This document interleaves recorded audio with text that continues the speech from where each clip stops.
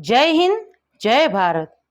Additional pension हो या OROP 2 का एरियर हो, इसी के साथ साथ इक्वल MSP केस की क्या अपडेट है, ऑनरी नायब सूबेदार केस की क्या अपडेट है, इसी के साथ अगर बात करें फैमिली पेंशनर्स को सर्कुलर 568 लागू है। ऐसे कुछ कमेंट्स, ऐसी कुछ जानकारियों के साथ मैं रीना सुथार स्वागत करती हूं आपका सैनिक न्यूज विथ रीना में। आज के इस वीडियो में कुछ ऐसे सवाल देखेंगे जो कमेंट्स के माध्यम से आप सभी लोगों ने पूछे हैं, और ये सारे जो कमेंट्स हैं, ये सारे जो सवाल हैं, ये बार बार रिपीट हो रहे थे। तो आज के इस वीडियो में इन कमेंट्स को मैंने इंक्लूड किया है और इसी के बारे में जो जानकारी है आज के इस वीडियो में शेयर करूंगी। तो चलिए ज़्यादा देर ना करते हुए आज के इस वीडियो को शुरू करती हूँ। लेकिन वीडियो को शुरू करने से पहले आप सभी से निवेदन है कि वीडियो में अंत तक जरूर से बने रहिएगा, और इसी के साथ मेरे द्वारा दी गई जानकारी अगर आप सभी लोगों के लिए यूजफुल रह रही हो तो एक लाइक जरूर से कर दीजिएगा, वीडियोस को ज़्यादा से ज़्यादा शेयर करिएगा और चैनल से जुड़ने के लिए चैनल को सब्सक्राइब कर दीजिएगा। तो चलिए ज़्यादा देर ना करते हुए आज के इस वीडियो को शुरू करते हैं और सबसे पहले कमेंट देखते हैं एडिशनल पेंशन को लेकर। देखिए, एक वेटरन्स ने पूछा है कि मेरी एज 80 ईयर्स है, मुझे 20% एडिशनल पेंशन कब मिलेगी। यहाँ पर इन्होंने ये नहीं लिखा है कि इनका माइग्रेशन स्पर्श में हो गया है या नहीं हो गया है। देखिए, जो बैंक से पेंशन ले रहे हैं, ऐसे जो वेटरन्स हैं, जब उनकी 80 साल पूरे हो जाते हैं, 80 ईयर्स कंप्लीट होने के बाद, 81st ईयर शुरू होने के बाद उनकी एडिशनल पेंशन जो है वो बैंक शुरू कर देता है।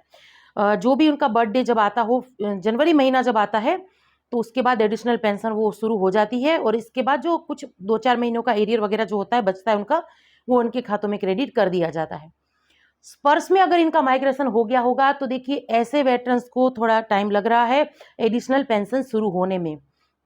आप सभी को पता है कि पिछले कुछ दिनों से बहुत सारे ऐसे मामले हमारे सामने आए हैं जहां स्पर्श में माइग्रेशन होने के बाद एडिशनल पेंशन शुरू होने में कुछ दिक्कतें आ रही है। ऐसे में मैं यही एडवाइस करना चाहूँगी हमारे सभी जो एजिड वेटरन्स भाई हैं, जिनकी एज 80 ईयर्स से ऊपर हो चुकी है लेकिन अभी तक उनका एडिशनल पेंशन शुरू नहीं हुआ है, माइग्रेशन उनका स्पर्श में हो गया है, तो ऐसे में वो एक बार स्पर्श के फ़ोन नंबर पे फ़ोन करके ज़रूर से उनको कांटेक्ट करें और ये जो अपनी कंप्लेन है इसको रेज करें, या आप CP ग्राम पर भी इसको लेकर कंप्लेन दर्ज करवा सकते हैं। अगर एडिशनल पेंशन 80 साल पूरा होने के बाद भी शुरू नहीं हुआ है, 80 साल शुरू होने पे एडिशनल पेंशन नहीं मिल रही है, 80 साल पूरा होने के बाद ही एडिशनल पेंशन शुरू होती है, तो इस चीज़ का ध्यान रखिएगा। इसी के साथ अगले कमेंट की तरफ आगे बढ़ते हैं। देखिए, एक वेटरन्स हमारे भाई यहाँ पर पूछ रहे हैं कि 2006 से पहले के ऑनरी नायब सूबेदार और MSP के बारे में अगर कुछ मालूम हो तो हमें बताएं। सबसे पहले हम बात कर लेते हैं ऑनरी नायब सूबेदार केस की।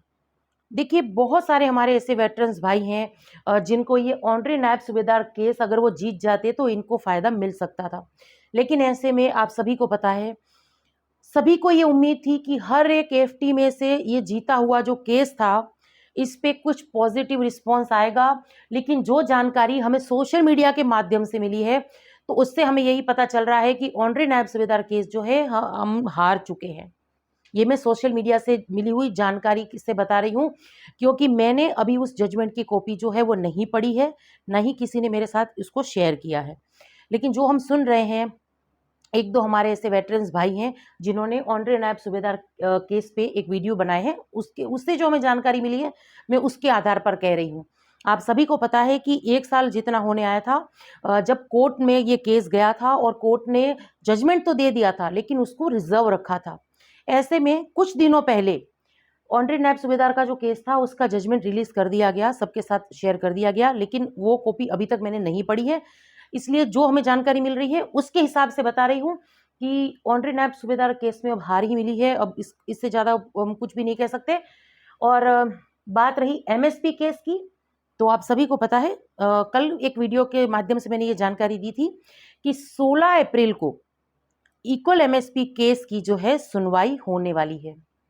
काफ़ी हद तक मुमकिन है कि दोपहर के बाद ये सुनवाई होगी, जैसा कि हम पिछले कुछ महीनों से देखते आ रहे हैं। हालांकि voice of ex serviceman society की कोशिश यही रहती है कि जल्दी से जल्दी इसकी सुनवाई हो, यानी कि जैसे ही कोर्ट की कार्रवाई शुरू होती है तो शुरू में ये केस लग जाए ताकि इसके बारे में सुनवाई हो सके, विस्तार से वक्त मिले अपनी बात कहने को लेकर। लेकिन ज़्यादातर ये देखा गया है कि दोपहर के बाद ही, लंच के बाद ही इसकी सुनवाई हम सुन पा रहे हैं कि हो रही है।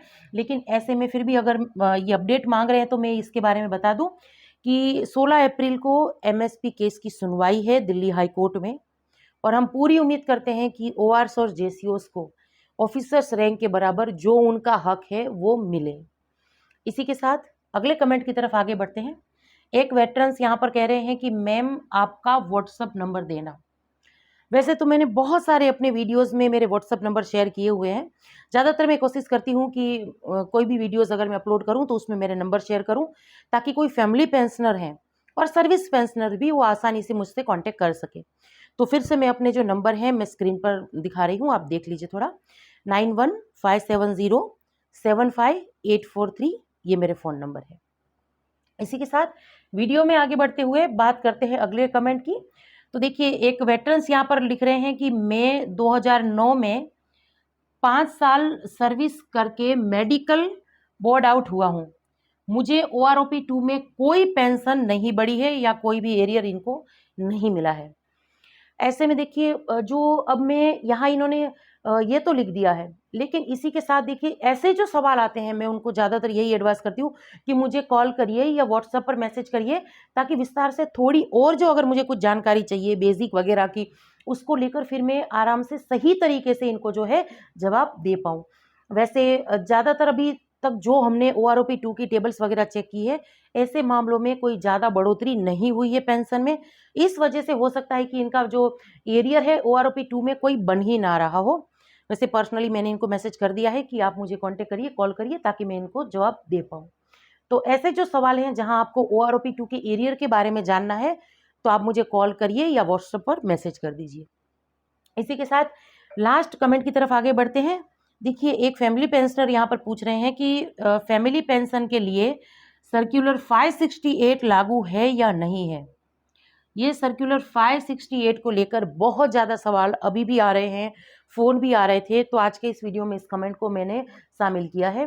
देखिए, बिल्कुल फैमिली पेंशनर जो 2006 में पेंशन ले रही थी, 2006 से पहले उनके हस्बैंड की डेथ हो गई है और 2006 में वो पेंशन ले रही थी, तो ऐसे में सर्कुलर 568 उन सभी फैमिली पेंशनर्स को लागू है। अब उनकी बेसिक में कितना अंतर है ये चेक करने के बाद ही पता चलेगा कि सर्कुलर 568 का एरियर बन रहा है या नहीं बन रहा है। बहुत सारे ऐसे हमने बेसिक चेक की है, बहुत सारे वेटरन्स या फैमिली पेंशनर्स की, तो उनमें उनकी बेसिक सही है, यानी सर्कुलर 568 की जो टेबल है उनके हिसाब से उनकी बेसिक सही थी या थोड़ी ज़्यादा ही थी। तो ऐसे में उन लोगों का सर्कुलर 568 का एरियर नहीं बनेगा। जिसकी बेसिक में अंतर है, जिनकी बेसिक कम होगी, उन्हीं का एरियर बन रहा है। और ज़्यादातर 2016 के बाद बहुत सारे वेटरन्स और फैमिली पेंशनर्स ऐसे हैं जिनको एरियर्स मिल भी चुका है। कुछ ही बाकी हैं जो इसको लेकर कार्रवाई कर रहे हैं। लेकिन अगर अभी भी जिनको लग रहा है कि सर्कुलर 568 का एरियर उनको मिला है, नहीं मिला है, लागू है, नहीं लागू है, इस तरीके के अगर सवाल हैं, तो इसको लेकर CP ग्राम पर कंप्लेन दे दीजिए। रिकॉर्ड जो है वो सारी जानकारी आपको दे देगा। अगर एरियर मिल चुका होगा तो एरियर शीट जो है वो भी आपके साथ शेयर हो जाएगी, और इसी के साथ अगर लागू होगा नहीं होगा इसकी भी जानकारी आपको मिल जाएगी CP ग्राम के थ्रू। तो यही कुछ कमेंट्स, कुछ जानकारियां थी जिसको लेकर आज के इस वीडियो में आई थी। बाकी इसको लेकर आपके जो भी विचार हैं कमेंट्स के जरिए जरूर से शेयर करिएगा। और इसी के साथ आज के इस वीडियो से विदा लेती हूँ। जय हिंद।